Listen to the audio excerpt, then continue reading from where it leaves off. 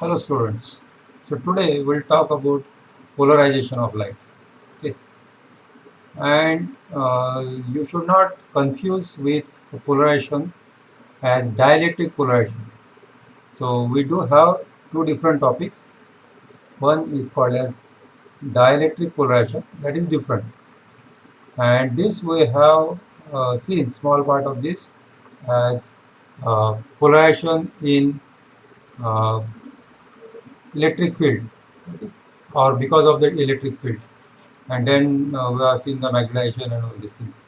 So that is different part, and this polarization of light is different part. So why this polarization takes place, and what is the use of this polarization technically and in general life? We will see both. So here is the electric field vector. Now we know that we have the electric. Just a minute. Okay. We have this electric field vector which is moving or which is oscillating. Okay. And this is the direction of wave. So let me oscillate it again, so that now the wave is traveling in say this direction, and the electric field vector is oscillating in perpendicular direction to that of the wave propagation. So this is the direction of propagation of wave. And therefore now if we consider the for example the longitudinal wave. In longitudinal wave, suppose the wave is traveling in this direction, then the particle will oscillate in this direction. Okay. Whereas in transverse wave, so this will oscillate in this direction. Suppose the wave is coming towards you. Okay. So this is the point where you are seeing. So you are seeing from this side. So you will be able to see only point, and then you can see the oscillation of the electric field as maybe vertical, sometimes it may be horizontal, it may be at certain angle, like this. So there are n number of possibilities, theoretically infinite number of possibilities for this electric field vector to oscillate, in which direction it should oscillate. Okay, so you can see here that it can oscillate in this direction, or it can oscillate in this direction, like this, and so on and so forth. So you can see all possible directions available here, and therefore the polarization means selecting any one of these. Okay, so let me select only one of these, for example this polarization. Okay. So somehow if we take out only this polarization, so that the light will oscillate in only this plane, okay, this plane of the paper or plane of the screen, then this is called as polarized light. This is polarized light. Okay, and this phenomena is possible only in transverse wave, right? Because we have all possible directions, and then we are picking up any one direction out of this, because this oscillation, electric field vector oscillation is perpendicular to the direction of motion of wave. In longitudinal, so in longitudinal it is not possible. We cannot select any one direction because there is only one direction. Okay, so in longitudinal wave you don't have any polarization, and the speciality of transverse wave is it shows the polarization. All other phenomena like diffraction, interference, beats, all these will be shown by the transverse wave as well as longitudinal wave. But polarization is a phenomena which only transverse wave shows and not the longitudinal wave. So remember this. Now, what is the use of this polarization? You might have seen people are using sunglasses. Nowadays it's summer, so it's quite common to use the sunglasses. Now, what does the sunglasses do? The sunglasses reduces the intensity, obviously. Okay. Also, it reduces the polarized component of the light, which is reflecting from this water surface, right? So if you use normal glass, or if you don't use any glasses, then the picture that you will see is like this on the left hand side, non-polarized. But if you use the polarized glasses, then you will be able to see a very clear picture without any reflection from the water surface. There is no reflection. That reflection is reduced from the water surface. That is a polarized component. We'll see how this polarized component is reduced, okay, and what is its polarization. Now, once you reduce this polarized component, the picture becomes very clear. And therefore, when you are traveling, for example, if you are driving, and if you use the polarized glasses, then you will not see the reflection from the road, and therefore you feel the environment as soothing or cool, rather than seeing this reflection from the surface, that is road. Okay. Now you can see in this picture, the second picture, this one, that if there is a light beam which is unpolarized means the light is the electric field vector is oscillating in all possible directions. Okay. Just for example, we are showing two direction, but it is the waves are oscillating in all possible directions, and all these directions are perpendicular to the propagation of wave.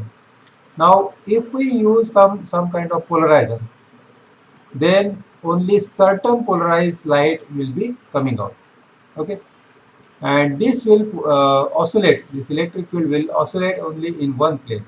So this is the plane in which it is oscillating. Okay, so this vertical and this. So this plane is the plane of vibration. Remember, this is called as plane of vibration. So let me write here, plane of vibration. And a plane which is perpendicular to the plane of vibration. For example, if we use like this, so this is a plane of vibration in which we are getting the vibration of the wave, and the wave is traveling like this. Okay, the perpendicular plane to this is called as plane of polarization. This is the plane of polarization.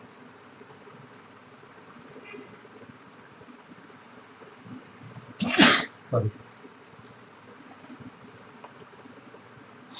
That means if the vibrations are, say, vertical, the plane of polarization is horizontal, and vice versa. That means vibrations are horizontal, then the plane of polarization is vertical. Okay. Now this is what it is called as linear polarized light. You can see on this figure number 3. This is a linear polarization. That means there is a line along which this or a plane along which this polarization occurs. Now in circular polarization, the the electric field vector, it will rotate. So like this. Initially it is like this, and then slowly it starts getting vertical, and then again it becomes horizontal, and slowly it goes in opposite direction. Okay, so like this, here also opposite direction. So this light vector, it will circulate like this as it moves forward. So suppose it starts with, say, point 1. So what it was vertical initially, and then once it comes towards you, it becomes slightly slanted at certain angle, and there could be a clockwise rotation of this electric field vector, or anti-clockwise rotation of this electric field vector, and accordingly it is called as left circular and right circular. Okay, but we will not go into detail of it. And elliptically polarized light, we can see, for example, on one direction the oscillation of the electric field is very high, whereas in perpendicular direction it is low, and it is somewhere in between between these two axes. Okay, and therefore whatever the diagram we see is ellipse. Okay. In this case, we see the circular pattern. Okay. So electric field vector is just rotating, but its magnitude is constant in circular polarization, whereas in elliptical polarization, you can see here the magnitude is also changing and the direction is also changing. So initially the direction was like this, then it becomes like this, then it becomes like this, then it becomes like this, and so on, so and so. Okay. So it is moving in circular path, but its magnitude is also changing. So therefore it becomes elliptical. So this is called as elliptically polarized light. Now how to determine, because we cannot detect the electric field vector. It is a complex quantity. So what we do is we just see the intensity and then we just put some polarizer here, okay, like this. Okay, I'll show you here only.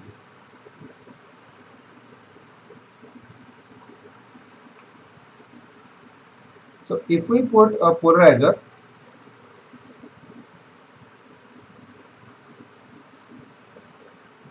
suppose a polarizer here at the other end, like this. So showing this polarizer, the now this is the polarizer that polarizes the light. Okay, so this is already polarized, and therefore this polarizer, the instrument is same. It is called as analyzer because we are analyzing the wave. It is called as analyzer. Now here, if we rotate this analyzer, and then when this polarization, the polarization of the this plane polarized light or linearly polarized light, it matches with the axis of this analyzer, then maximum intensity will be obtained. Okay. Whereas if it is cross, then the intensity will reduce. Let me see. I think I have this. Oh,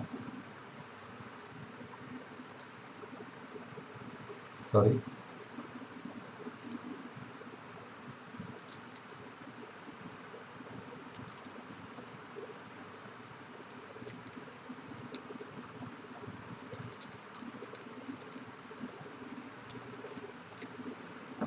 Okay. Uh, so if we put suppose analyzer here, for example, so another analyzer here. Okay. Now if this polarizer and this polarizer, because this polarizer means the polarization of this wave, polarized light. So both are parallel, then we'll get maximum intensity. Okay. And we are just measuring the intensity because we cannot measure the this electric field vector directly because it is a complex quantity. Okay. Now if you rotate this, then what will happen? Then suppose at say 0 angle we have the maximum intensity, and then when it becomes 90 degree, okay, so at 90 degree this will be cross, okay, like just a minute. Let me erase these lines, and if we have the polarizer like this now, okay, it is just a representation. There are no lines like this, but this is what it is called as the axis. So this is the axis. Now these two are perpendicular to each other, and therefore we get no intensity, no light is coming out.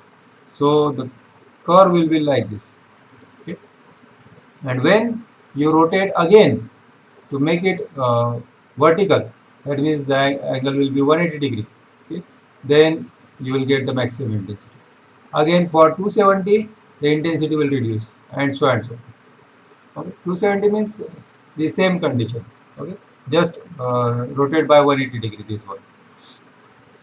So here the intensity is changing, it is varying. Okay, and it is varying in because this is starting from say maximum So this is a cosine wave. Okay, अगर ये 0 से start होता तो ये sine wave हो जाता है, लेकिन ये 0 पे मैक्सिमम है.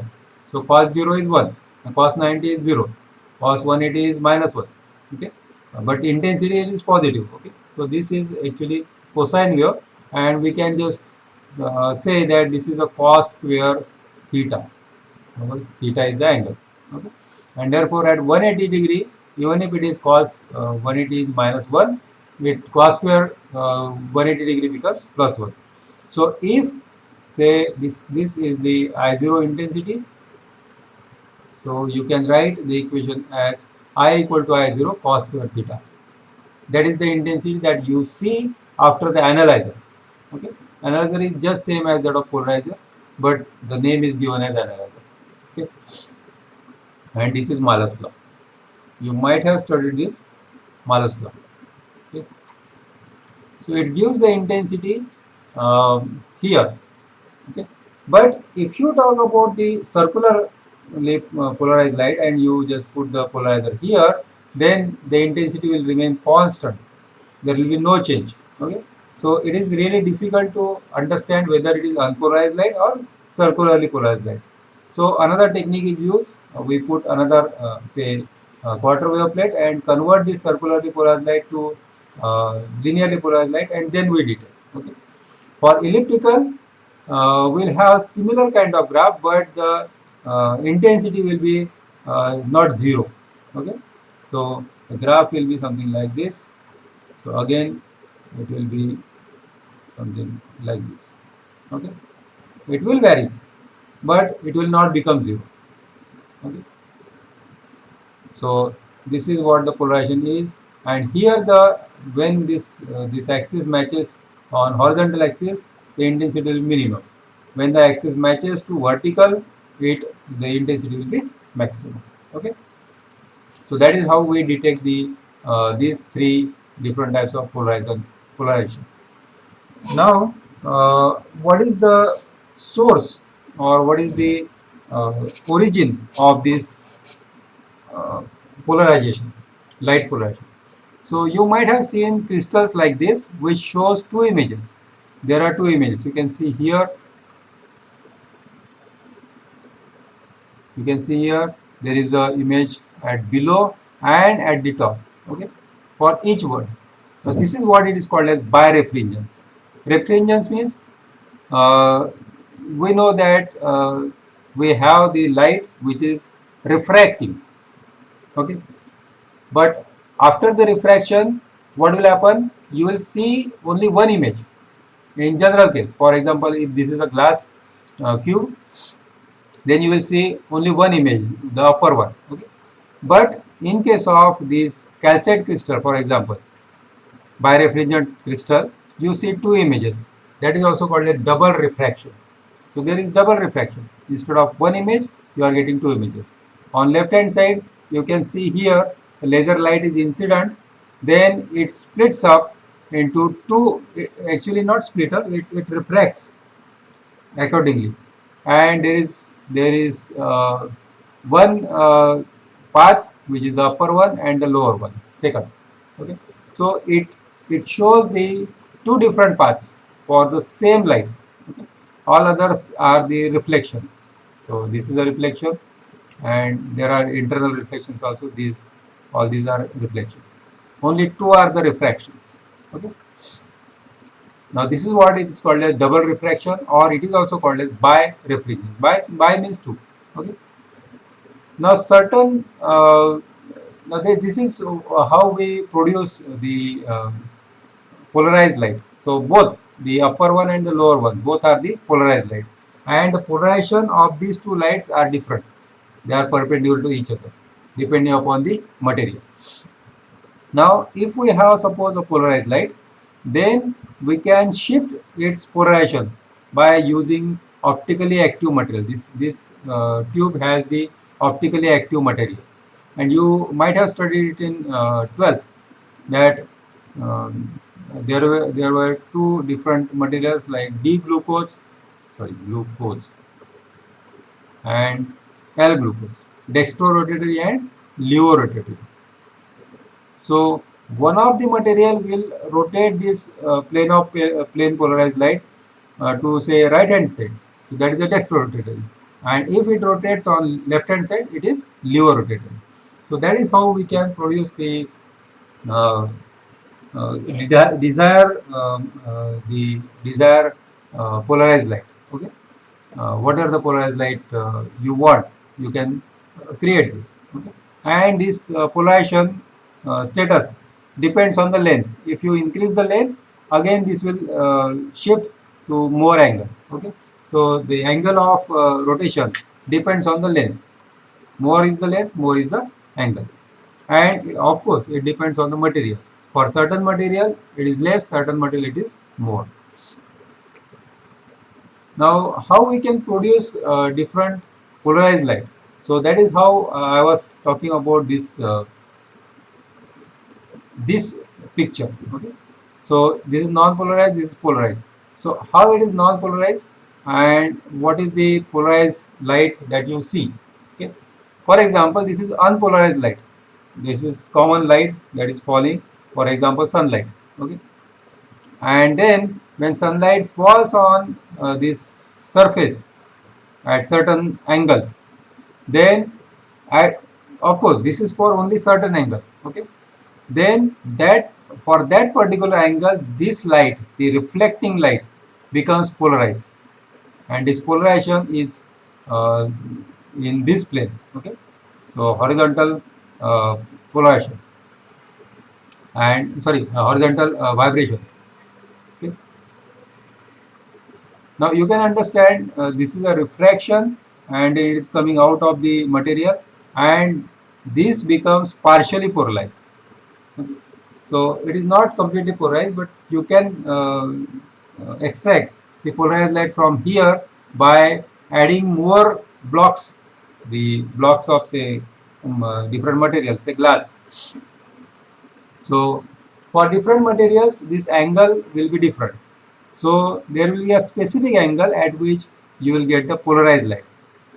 At other angles, it will be partially polarized light. Okay, not completely. So this is also shown sometimes as the dot. Dot means it is perpendicular to the plane of this screen. Okay, like this. So it is perpendicular to the plane of light. Now you can see the reflected intensity here on this graph, and this reflected intensity becomes almost zero at certain angle, that is the Brewster angle. Okay, so there is no reflection, and uh,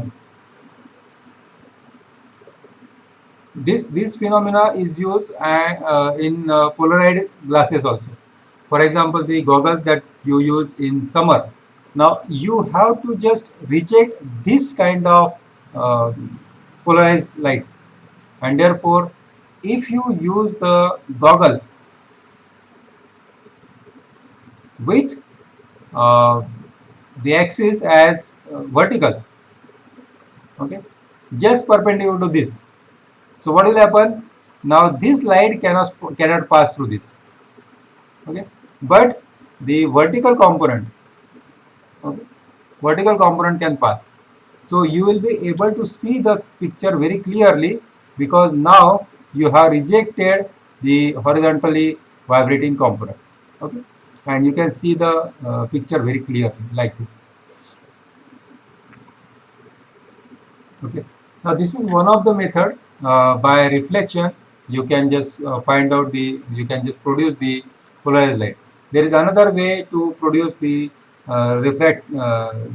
polarized light using the refraction, and is, sorry, instead of using only one glass plate, we can use different glass plates. Okay, like this, and this is called as pile of the glass plate, and at this point you will have now partially polarized light. Again it gets refracted here. Okay,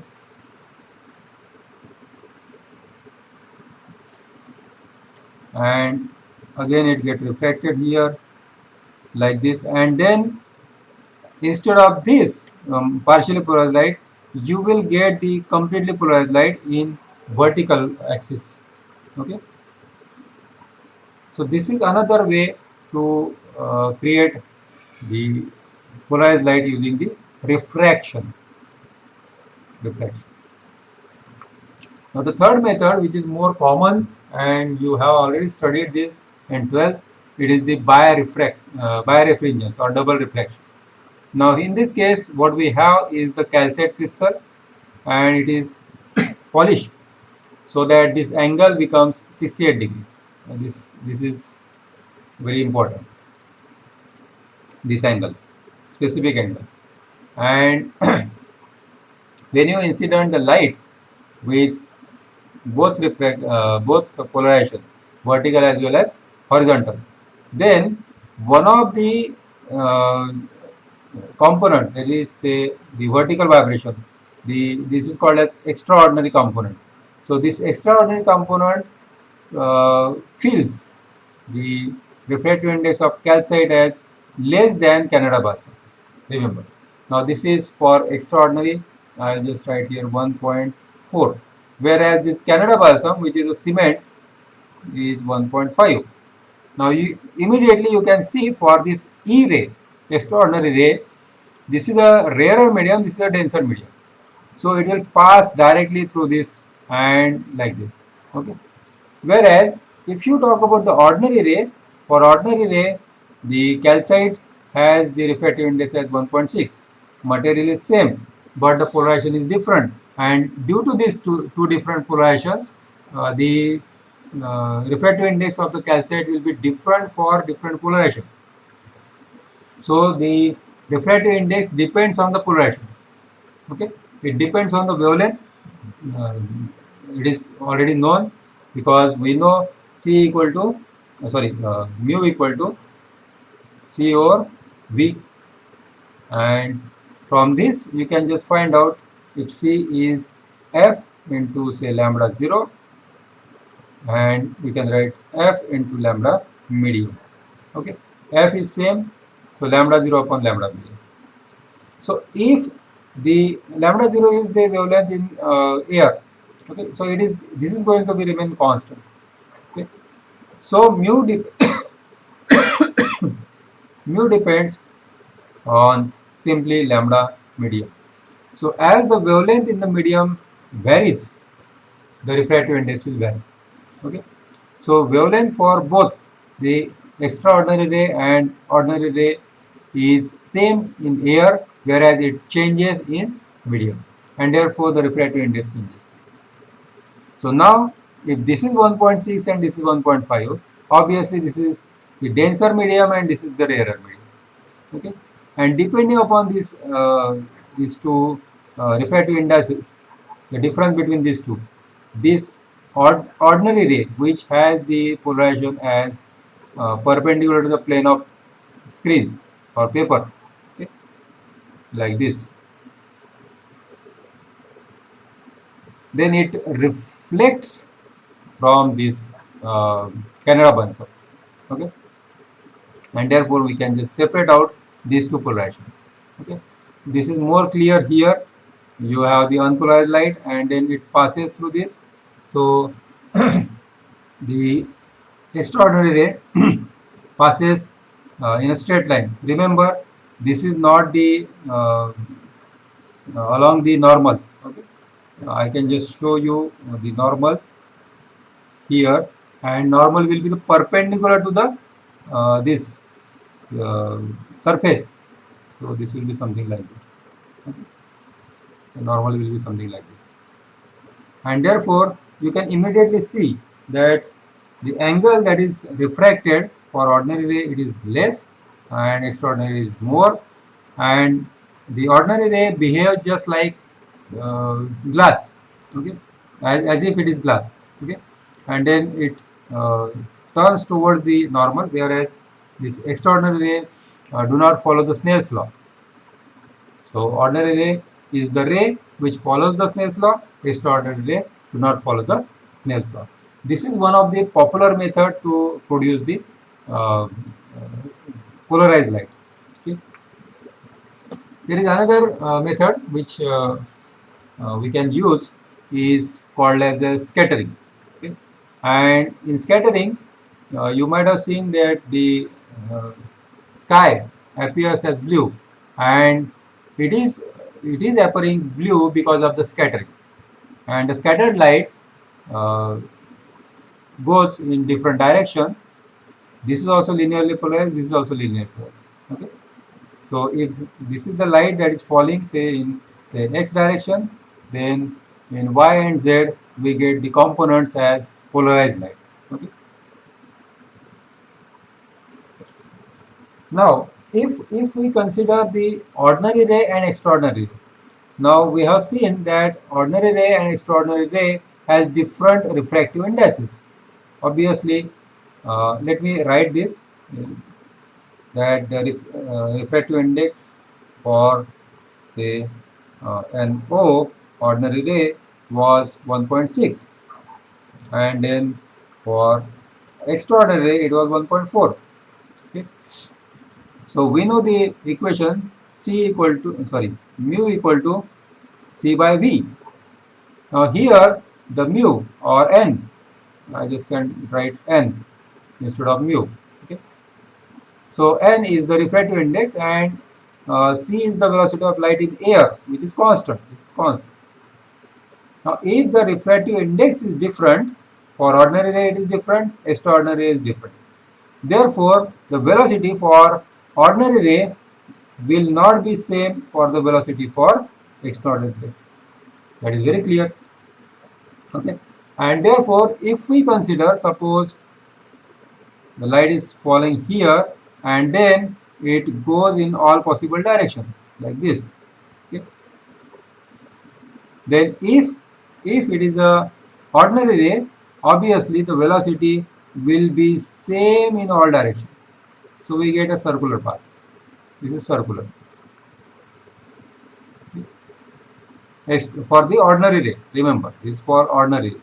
For extraordinary ray, it depends on the direction. It depends on the direction. And therefore, in certain direction, it will move faster. For example, like this, it may move faster, whereas in certain direction, it will move slower. And this is creating the indicatrix. Okay. Now, this is what I have shown you in 2-dimensional. We can see here in 3-dimensional. So, for example, this is the light source, and the ordinary ray is moving in all possible directions. So you get the sphere, because the light will travel exactly same path in given time. Okay. But if we consider the extraordinary ray, then it will travel different distance in different direction. For example, if this is the optic axis, now let me define the optic axis. Optic axis is the axis where the velocity of ordinary ray and velocity of extraordinary ray is same. Or I can write the refractive index is same as that of the refractive index of extraordinary ray. Both are same. For others, it is not same. Now we'll talk about the refractive index here rather than the velocity. Okay, and obviously, if the velocity is more, refractive index is less. Velocity is less, refractive index is more. So you may see different diagrams, but you have to be careful that whether the diagram is for refractive index or velocity. So we'll talk about refractive index. Now suppose there are two conditions. In one case, the ordinary ray may have the refractive index less than extraordinary ray, or ordinary ray may have the refractive index more than extraordinary. But along optic axis, it will be always same. Okay. So suppose this is the optic axis, the y-axis is optic axis. So let me draw 2 points where the refractive index for extraordinary ray will be same as that of extraordinary, ordinary. Okay. Now, if we consider the extraordinary ray has more refractive index than ordinary ray, then we'll have the symbol like this. Okay. and in between these are the extreme values. So the values here will be in between these two. So what I can draw is like this. Okay. Now this is what is the indicatrix for the this case where the NE is greater than N0. Where NE is less than N0, what will happen? This light will not travel much distance, so that we get some points like this. And this is constant, and we get rugby ball kind of structure. Okay.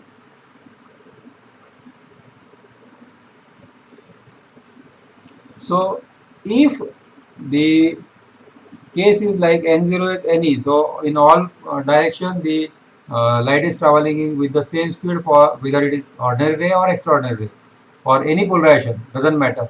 Then it is called as isotropic. Iso means same, equal. So it is isotropic. So you will get only sphere.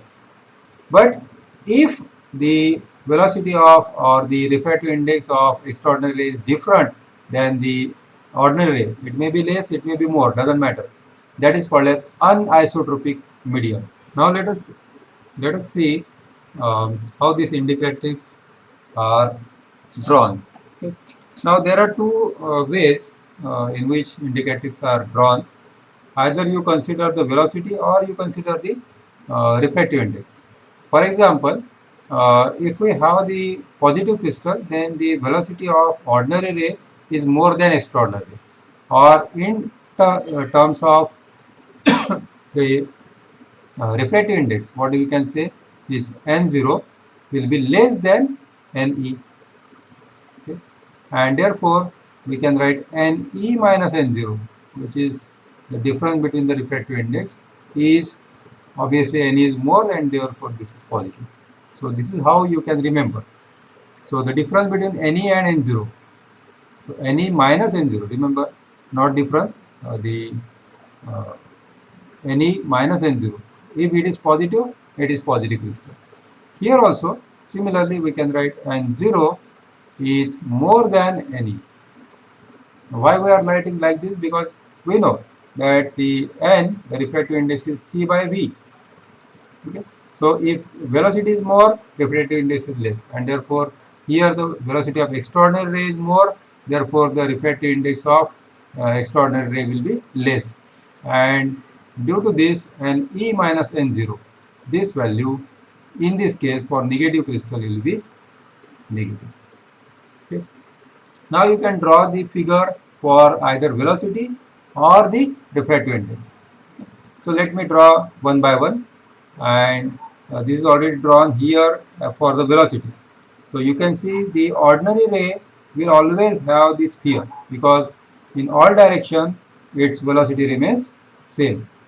Whereas the extraordinary ray, the velocity along the optic axis, this O shows the optic axis. So along this it is same as that of the sphere, that is the ordinary ray. But along the axis perpendicular to it, it is showing the, because here in velocity of extraordinary is less than the ordinary.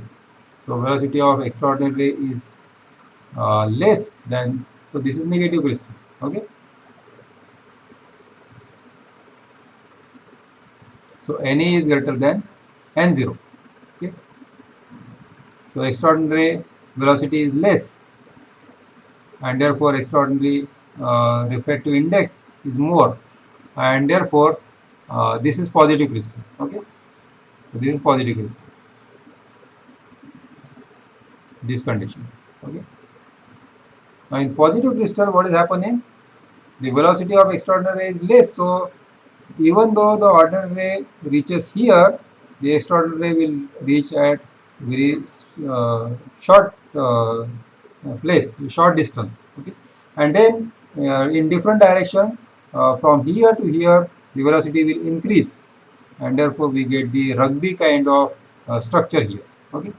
But if you talk about the refractive indexes for these two, okay, Again, we talk about the optic axis here, and therefore the sphere for the this is n0 sphere for the ordinary ray, and these 2 points will be same for this extraordinary ray also.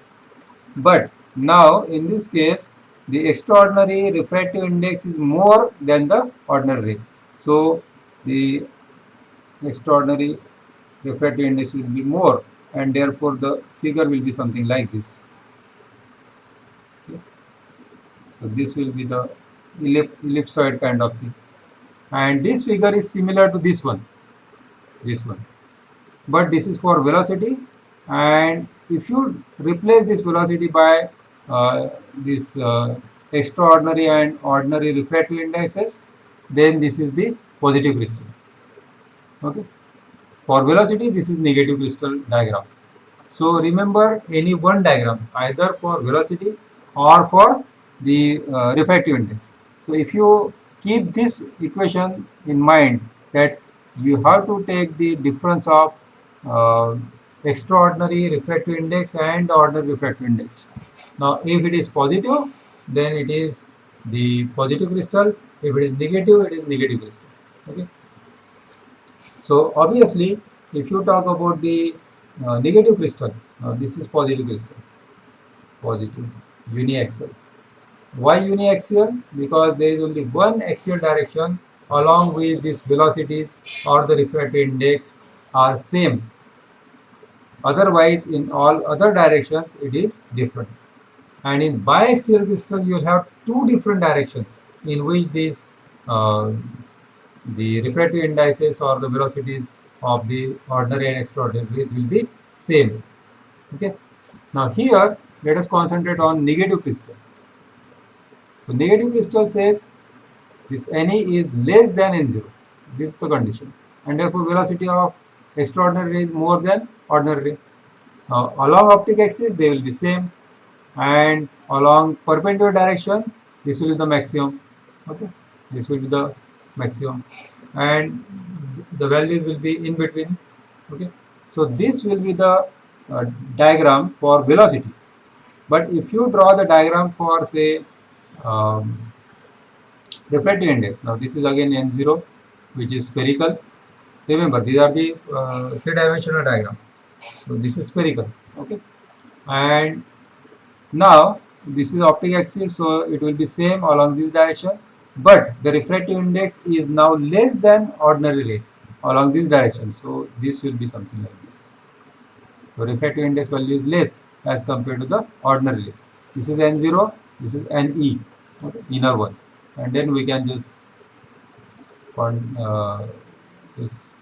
join all these figures. So we get this as an E, and this is for negative crystal.